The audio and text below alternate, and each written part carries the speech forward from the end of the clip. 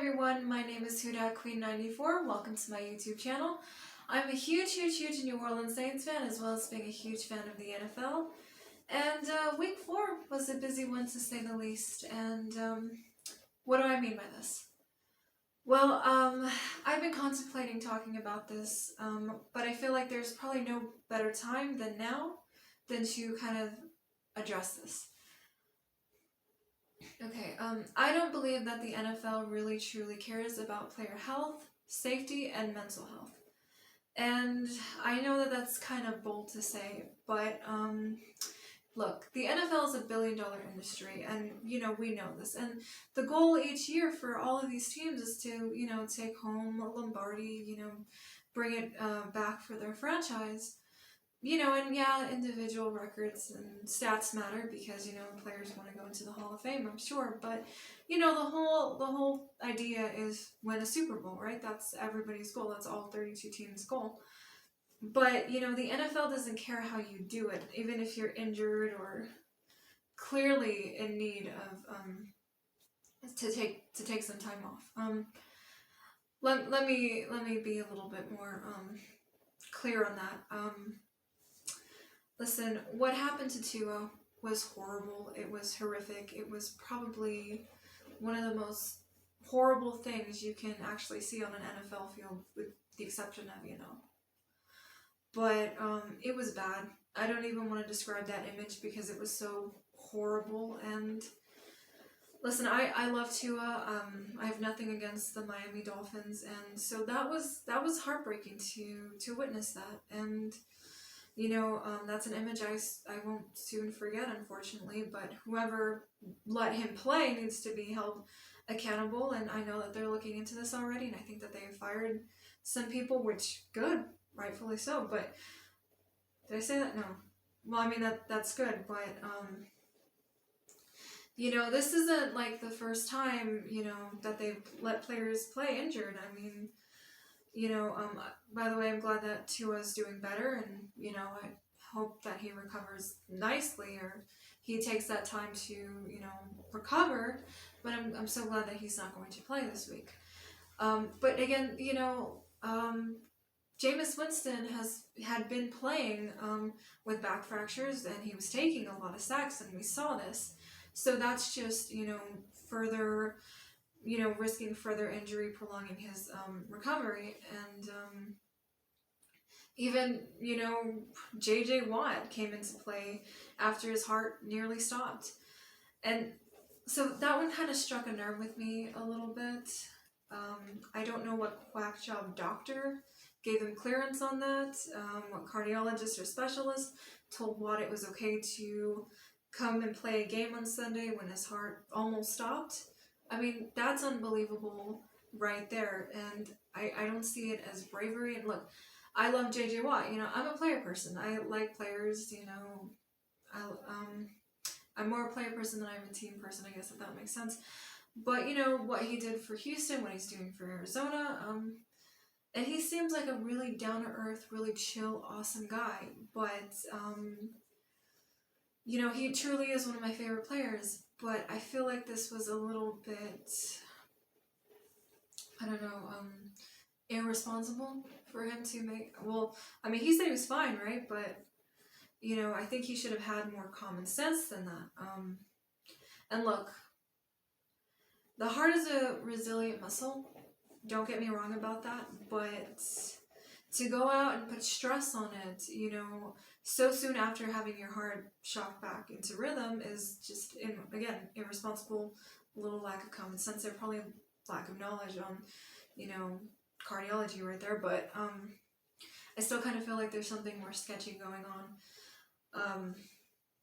These doctors kind of underplaying certain situations, and it feels something's not adding up here. And it's not just physical health, but it's also mental health. If you, like, for example, you look at Antonio Brown, right? And thank gosh he's not on a team, but there may be a team that might be a little bit desperate, which I'm thinking Houston, which I hope that the Texans do not go for it. Richard Sherman, right? I didn't really talk about this because it happened last season, but Richard Sherman's little drunken threats, you know, and next thing you know, he's playing for the Tampa Bay Buccaneers. Now, I know he's not playing for a team right now, but I mean, that screams severe mental health crisis right there. And, you know, I think that the NFL needs to do a better job of paying more attention to that, you know, because it seems like, you know, whatever the players do in their off season and, you know, the shenanigans that go on, you know, all they have to do is really just apologize, and sometimes not even that. As long as they can, you know, as long as they're not doing drugs and they pass a physical, then they can get onto an NFL roster just like that. And it's like, they only put them on a roster because they know that they can play and they can benefit a team, but they don't care about the mental health, they don't care about the physical health. And I think that the NFL needs to do a better job on protecting its players. But that's just me. I don't mean to rant or make this longer than it needs to be. So it kind of just struck a nerve with me in a way, just because that was bad what happened to Tua, and I hope that it doesn't happen again to another player, because it could have been much worse. But again, I'm so glad that Tua is doing so much better. But we've got 2 games to talk about, so let's dive into it. Okay, so Saints and Vikings. Let's get into it. Okay, so in the first quarter, the Vikings get the ball first and march down the field and get an offensive pass interference on Jefferson on what would have been the game's first touchdown, but get the touchdown on the very next play with Madison. Andy Dalton's first pass in an official Saints uniform is to Mark Ingram. Penalties cost the Saints their first drive as they're forced to punt, no surprise there. Saints would get a sack on Cousins on 3rd down, force a punt. The Saints would give it right back with a sack on Andy Dalton. Matthews would get a pick with 10 seconds left. Vikings would lead the Saints 7-0 at the end of the first. Second quarter, Saints capitalize as Dalton goes to Olave for the score with 8:57 on the clock. Vikings would get the ball back, and Davenport and Jordan would sack Cousins, again forcing them to punt with 5:51 left. On 3rd and 1, the Vikings would fail to pick up the first with 1:07 left. Greg Joseph would kick a 28-yard field goal to go up 10-7. Vikings would get a sack fumble and get the ball right back with 3 seconds left. Joseph would kick a 36-yard field goal to make it a 13-7 game going into the half. Third quarter, Saints get the ball to start the second half. After a great catch by Olave, the Saints would get a loss of 5 yards on a run by Ingram, which is basically a sack, just a sack on the running back. I know, but I tried to make it funny. Clearly it didn't work. Saints are forced to punt. Olave was also sent to the medical tent after his catch down the middle. Saints pressure Cousins and force a 3 and out. Vikings would get the ball back due to a fumble on Hartley or Hardy. Is it Hartley? Is it Hardy? I feel like it's Hartley or something. Hardy. I feel like I'm not getting that right.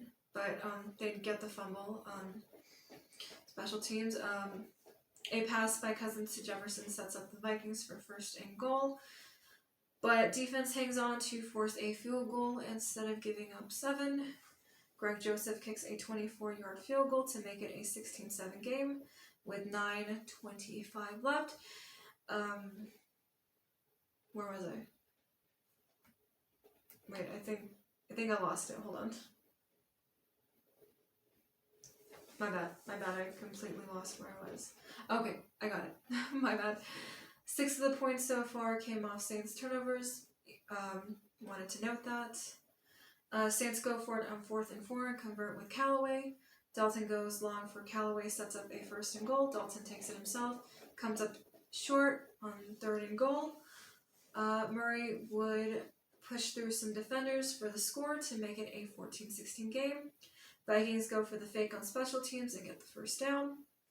Cousins would get an intentional grounding, making it a 2nd and 20, followed by a false start. The Vikings would lead the Saints 16-14, going into the 4th. Fourth quarter, Joseph would kick a 46-yard field goal to go up 19-14 in the start of the fourth. And I mean, if you had this guy in your fantasy team, I mean, you were getting some major points right there. Saints would score with Taysom Hill with 9:29 left on a very productive drive and go for it on 2. And get it with Landry to make it a 22-19 game, which personally was my favorite play of the game.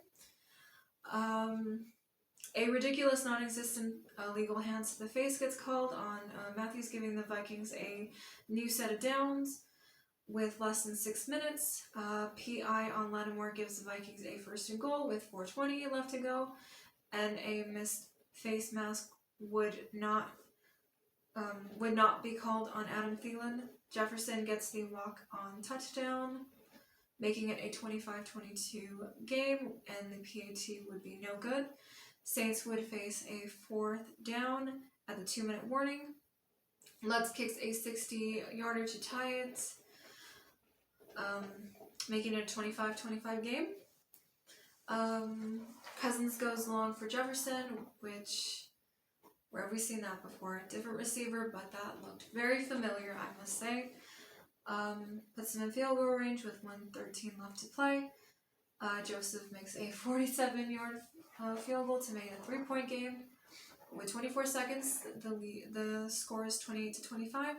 Saints have no timeouts left. Dalton goes long for Olave with 11 seconds left, but he's out of bounds. Let's attempt a 61-yarder and misses it after it hits the upright and crossbar for a double doink. Vikings win 28-25. Only in London, right? Oh boy, that was a lot. So, where do I begin? Listen, I mean, we knew Andy Dalton was going to come and play in this game probably late last week. We knew Michael Thomas wouldn't play. I wasn't expecting Andy Dalton to be perfect. I wasn't expecting him to be great. Well, not great, but good. And I have to say that Andy Dalton was pretty decent. You know, he did have that fumble, but I can blame that a little bit on him being a little rusty. But, you know, Matthew stepped up, and we got the interception, which I called it. I said it was going to happen. I said Cousins was gonna throw a pick in this game, and he did, so yay for me. Yeah, there were some mistakes and missed opportunities here and there in the first, the first half wasn't our best. But we kept it interesting. We gave them a show. So, you know, Olave did his thing, you know, had a good game, leading receiver, 1 touchdown. And we got the run game going too. I want to mention that. We also did get the run game. We got it going. And welcome back, Latavius Murray. And with that, I bid you farewell. So, yeah, that kind of sucks because he was our leading rusher, and you know, he had 1 touchdown. So hate to see him go, but duty calls. Denver needs him. So, you know, but I did hear that Kamara may come back this week. At least I think it was Kamara. If it's not Kamara, then it's Michael Thomas. But I think it was Kamara. Either way, you know, we got the tight ends involved, which I guess includes Taysom, since he's listed as such. And we desperately needed that. And we put pressure. We held them to field goals. And I think that Dalton made some plays that I feel like Jameis Winston might not have. Now, I don't want to compare the two. But I'm just saying certain things I saw Andy Dalton do that hadn't quite seen Winston do up until this point. 236 yards, 1 touchdown, no interceptions. Those are pretty decent numbers. So I feel like he's going to get better, you know, as the weeks go on, pending Jameis Winston's return. But let's talk about the fourth quarter, because the fourth quarter is where it always gets interesting, kind of like basketball. You know, I can miss like the first 3 quarters of a basketball game and get the gist in the fourth. But either way, Obviously, when things look good for us, there's a ridiculous there's a ridiculous call and a non-existence illegal hands to the face, which, I mean, I don't want to be one of those Saints fans that's constantly complaining about the refs, but come on. I mean, seriously, come on. There's that wasn't even, he had his shoulder, so it's like, what? I mean, I get tired of having to complain about the refs. Believe me, I don't want to have to do that. But it's like every other game. Like, oh, there's always something that's ridiculous.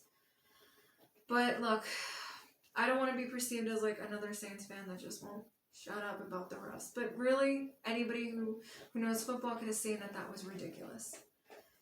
But you know, what more can we do? You know, we tried to fix it. Clearly didn't work. So, anyway, just another thing that we have to deal with. And then, you know, the pass interference on Lattimore, I can maybe agree with that, but the face mask that wasn't called, that Thielen, you know, Thielen grabbing his face mask wasn't called? Come on, that's a penalty too. But, whatever, you know, and that set him up for the touchdown, so, and the thing about the defense, we talk about the defense, is it's very hit and miss. As I mentioned last week, you know, while they did hold Dalvin Cook to 76 yards, which is not 100, you know who we didn't contain? Justin Jefferson and Adam Thielen, which I warned them about them, right?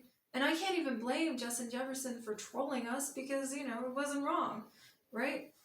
And I feel like I got these numbers wrong because there's just no way. There's no way.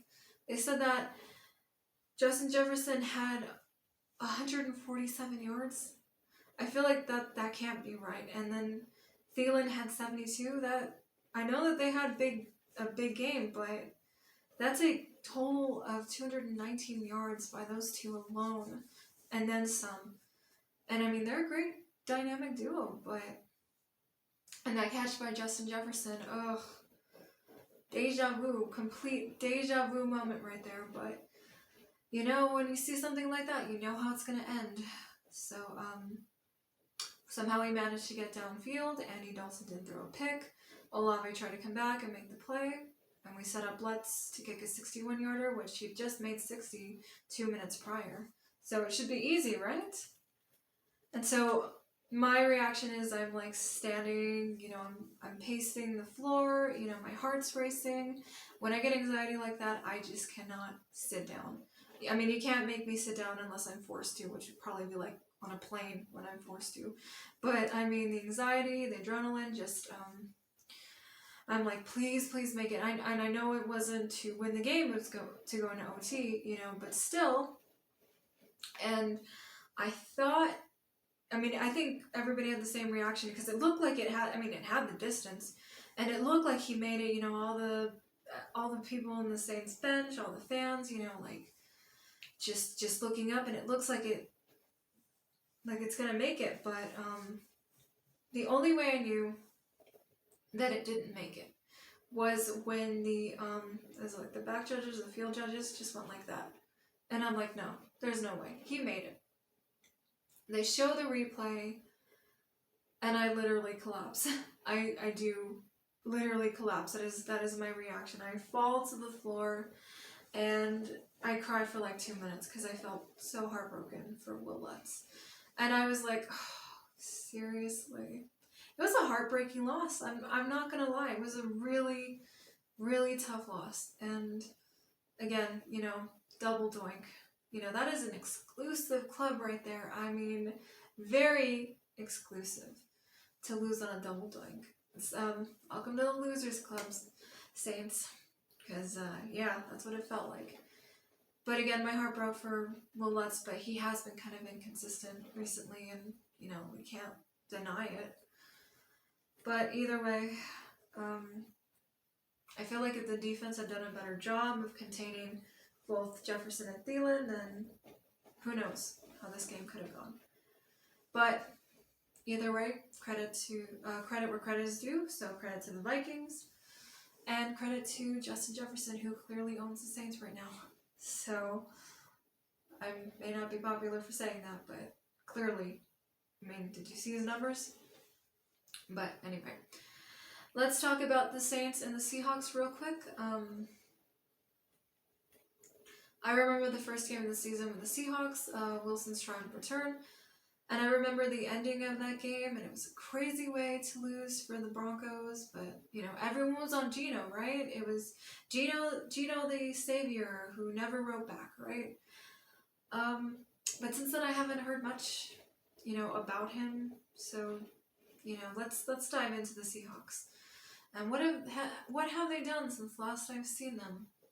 Well, they're currently 2-2. They had a disastrous game against the 49ers, but that's a rivalry game. What can you actually learn from a rivalry game?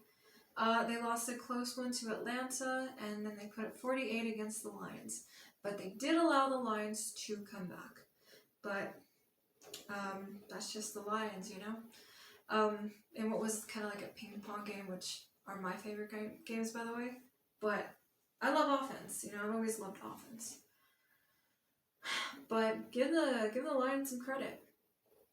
Either way, kind of examining their games, they're quite similar to the Vikings in the sense that they have a QB that's suspect.